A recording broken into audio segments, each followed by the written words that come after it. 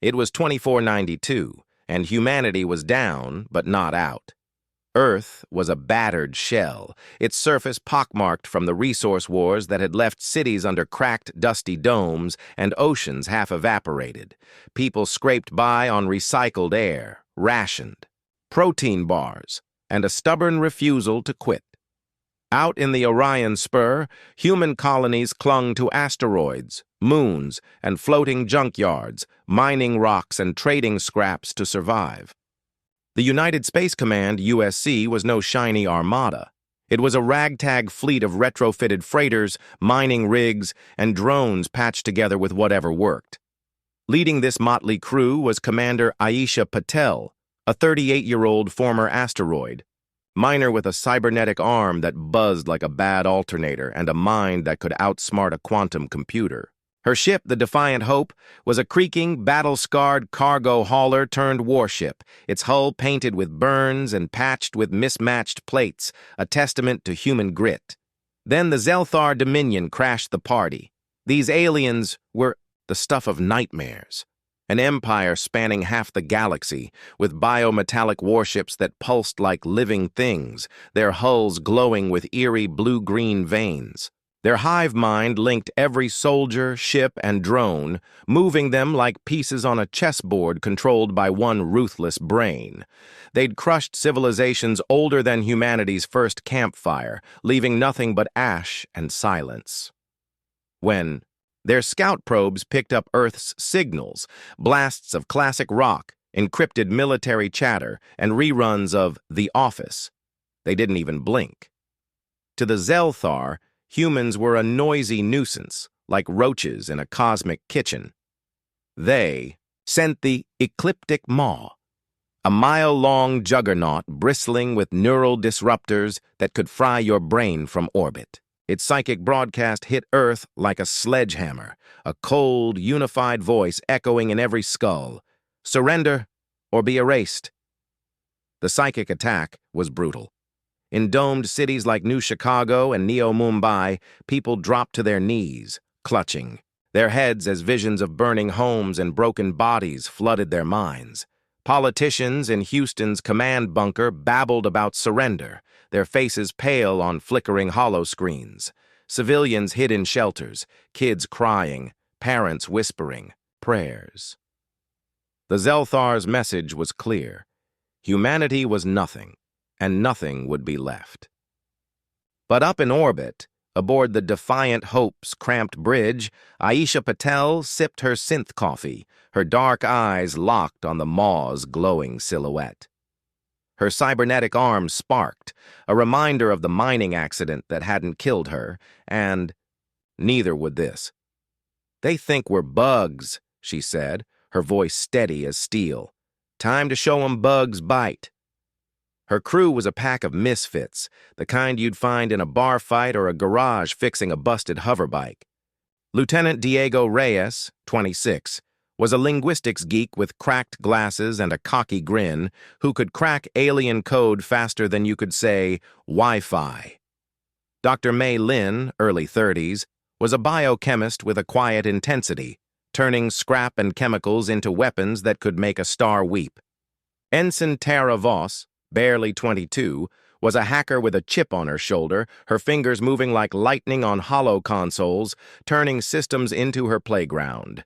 Then there was Chief Engineer Jamal Carter, a grizzled 50-year-old with a beard like steel wool, who knew every bolt on the Hope and could make it dance like a fighter jet. They weren't soldiers. They were survivors, forged in the fires of Earth's hard years, ready to fight dirty. Aisha's plan was pure human chaos. Hit the maw fast, keep it off balance, and make it regret ever hearing Sweet Home Alabama.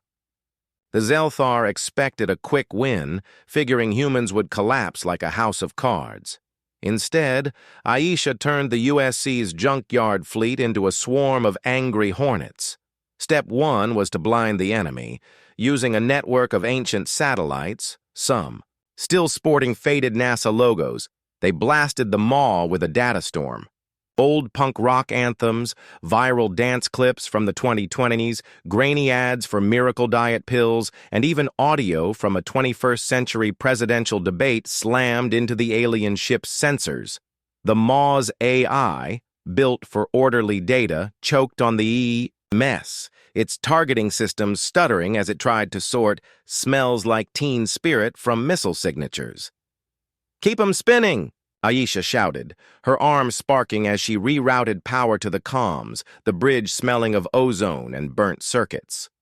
While the Maw reeled, May's team unleashed their firecrackers. She'd spent weeks in the Hope's gutted cargo bay, turning mining drones into kamikaze bombs packed with unstable isotopes from lunar reactors. Each drone was a death machine, rigged to explode with the force of a small nuke. Tara programmed them with erratic flight patterns, dodging the Maw's laser defenses like drunk fireflies at a barbecue. When they hit, they didn't just blow up. They carved precise glowing fractures into the Maw's biometallic hull, like cracks in a frozen lake. Plasma vented into space, lighting up the void like a fireworks show over the Grand Canyon. The crew whooped, but Aisha stayed focused, her eyes on the view screen. "That's just the warm-up," she said, her voice low and fierce. The Xel'thar weren't playing around. Their psychic assault kicked into overdrive, a scream that clawed at every human mind. Below, in Earth's domes, people collapsed, sobbing as visions of apocalypse burned through their heads. Aboard the Hope, crew members stumbled, gripping consoles as the hive mind's voice hissed, "You are nothing!" Aisha's cybernetic arm burned, circuits frying, but she shook it off, her jaw tight. "They're in our heads," she growled. "Let's get in theirs." Diego, wiping sweat from his brow, had been analyzing the Xel'thar signals, scribbling notes on a cracked tablet. "Their hive mind's like a server farm," he said, pushing up his glasses. "Every node's linked, but if you jam the signal, it crashes." He and Tara rigged a counterattack, using the Hope's comm array to broadcast a psychic virus. It was humanity's soul in digital form. War cries from ancient battles, stand-up comedy roasts, viral memes about bad coffee, and even a loop of Baby Shark. The signal hit the Maw like a wrecking ball, and the hive mind wobbled. Xel'thar. Soldiers linked since birth started feeling things. Fear, confusion, even a flicker of laughter. One was later found whispering, "What is a meme?" But the Maw wasn't done. It unleashed a swarm of bio-drones, sleek insectoid machines, with claws that sliced through USC fighters like a hot knife through butter. The Hope's fleet was taking a beating, ships exploding in silent bursts of light. Tara, her ponytail bouncing, rerouted power from life support to keep the shields up, cursing like a sailor as sparks rained down. "We're not dying in this." "Rust bucket!" she yelled. Jamal, knee-deep in the engine room, kept the Hope's reactors from melting, his hands moving like a surgeon's, coaxing life from dying systems. May, in her lab, was already building a new batch of firecrackers, her face lit by the glow of a hollow schematic, her hands steady despite the ship's shaking. The Maw was charging its planet killer, a beam that could crack Earth's domes and boil its seas.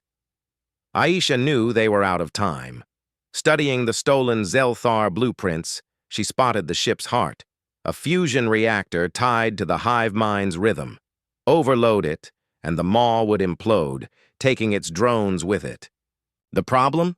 Getting close meant flying through a storm of neural disruptors that could fry a pilot's brain in seconds.